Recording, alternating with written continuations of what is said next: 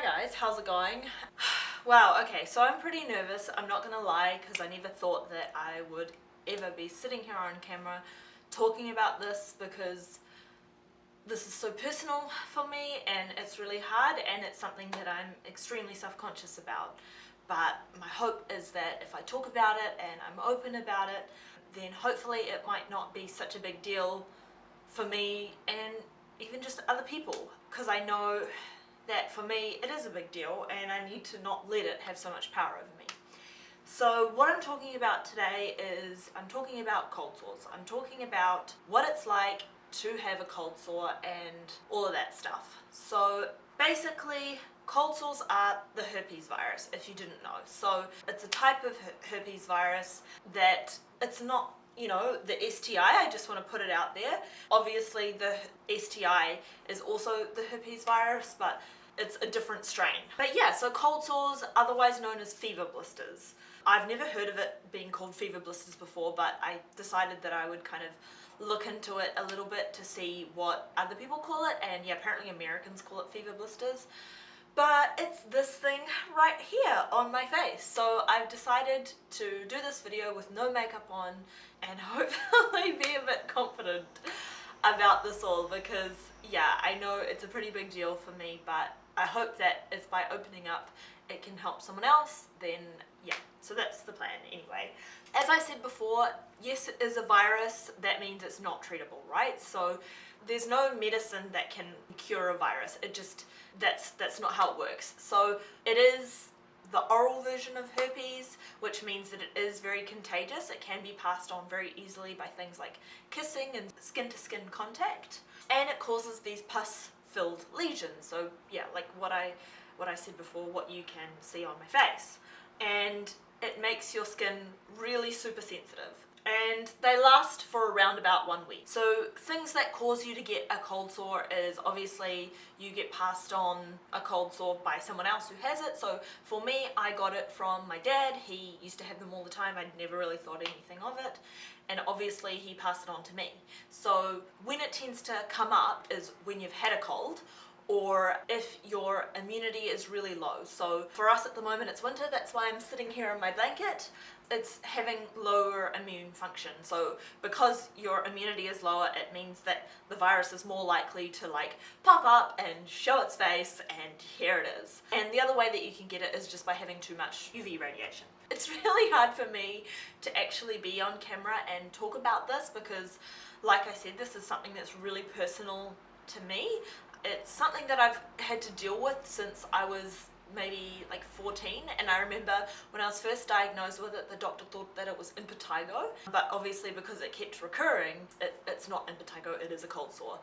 So yeah, upon reflection, how did my doctor not know? Like, this is so obviously a cold sore. But anyway, so there are 4 stages to getting a cold sore. First of all, you feel tingling. That you can't miss. It's, yeah, when it starts to tingle, at that point, it's the best time to put ice on it. So I didn't put ice on it this time, and this is a pretty bad cold sore. Normally they're not quite this big, and they say that supposedly putting ice on it when you feel that like tingling sensation can supposedly help. I did try it a couple of times because, like I said, I've had this since I was like 13 and I'm now like 26, so 13 years. Supposedly that helps, but I don't personally think so. After the tingling sensation, you have the swelling, and then that's when you have the formation of the blisters. So that's when you start to see literally your face is kind of like bubbling up, and you can see these little things, clusters like forming on your skin, and it's pretty horrible. After that, then the blisters burst, and that's the stage that I'm at now, where it's started to like burst and scab over. So that's kind of why it's looking a little scabby.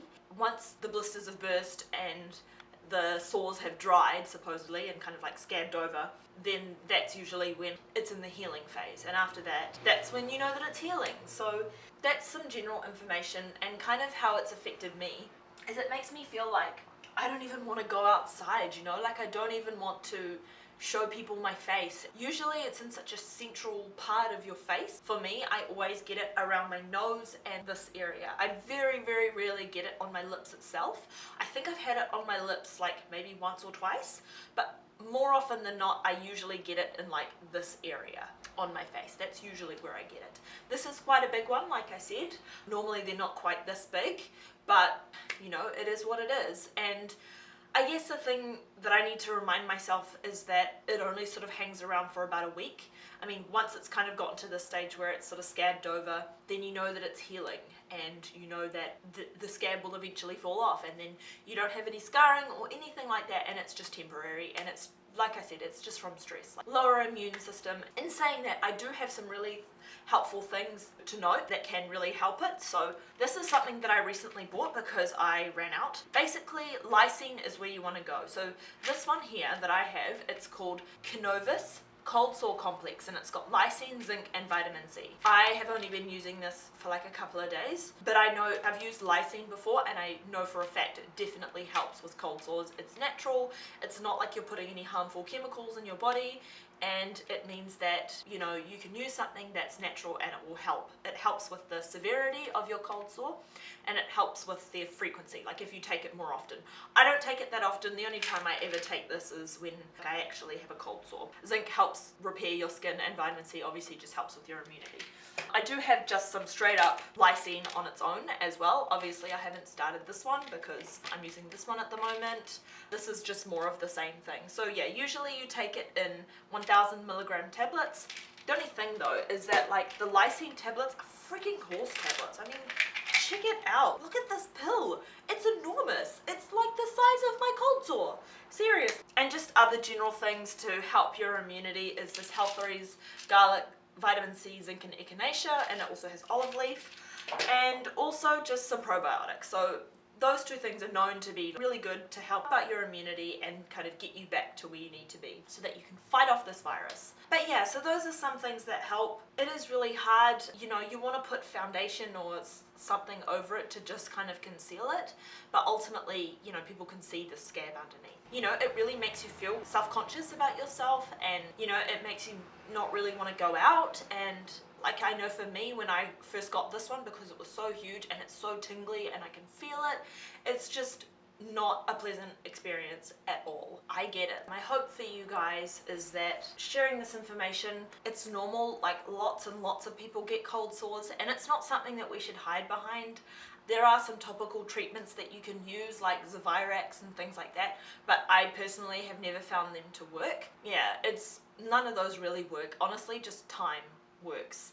And it's hard to know whether or not to keep the scabby bit. Personally, I like to keep it well moisturized and put like ointments on it and stuff. I don't know if that makes it worse or helps, but for me, just because I tend to get them around my mouth and all of that sort of area, I tend to move a lot, and when I'm eating, it's hard because you feel this little scabby thing on your face, and you know, you're trying to eat. When I'm eating food, I'm putting the food in my mouth, and then ow, I can feel that skin stretching. And so for me, I like to put, you know, some cream there to kind of help it. But the key is, don't touch it. It is pretty contagious, and if you do touch it, then make sure you wash your hands, especially if you're around, you know, people that aren't your family and stuff, and especially if you're around babies, because you don't want to give them this virus. But it is a normal thing. A lot of people get it. It sucks. It really does suck. It sucks. You know, I've kind of gone through this thing this week of, you know, because I've been having so many skin issues at the moment, I've just kind of been like, why this as well?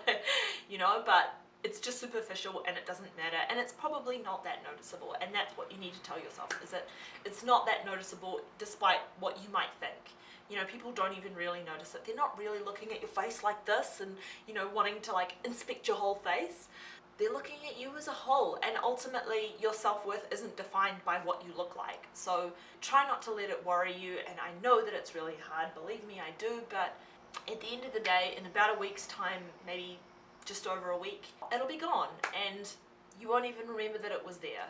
But it does make your skin really sensitive in the meantime, so, you know, make sure that you're not putting any sort of like really harsh chemicals. Oh, also don't use scrubs. I found that when I like overly exfoliate my skin, like around this area, usually how I will get a cold sore is it will be that I've had a pimple there around this area, and then maybe I've touched it, or maybe I've over exfoliated or something like that, and then that's usually when it will pop up. I know it's not easy talking about this, but let's just all be kind to each other and acknowledge that it's something that we all get and it's really super common. I guess I just wanted to spread a little bit more of awareness about it and tell you guys that it's okay and that it doesn't matter and you're beautiful how you are, and that's what some things that I need to tell myself too. And yeah, it's not a big deal. So yeah, try be kind to yourselves, be nice. Anyway, I hope you've enjoyed this. I'm trying to be a little bit more open and like honest with you guys on my channel. Let me know if you like it, hit the thumbs up button if you do, subscribe to my channel for more. That's it for now. I hope these tips helped you in some way. Enjoy the rest of your day, guys. Until next time.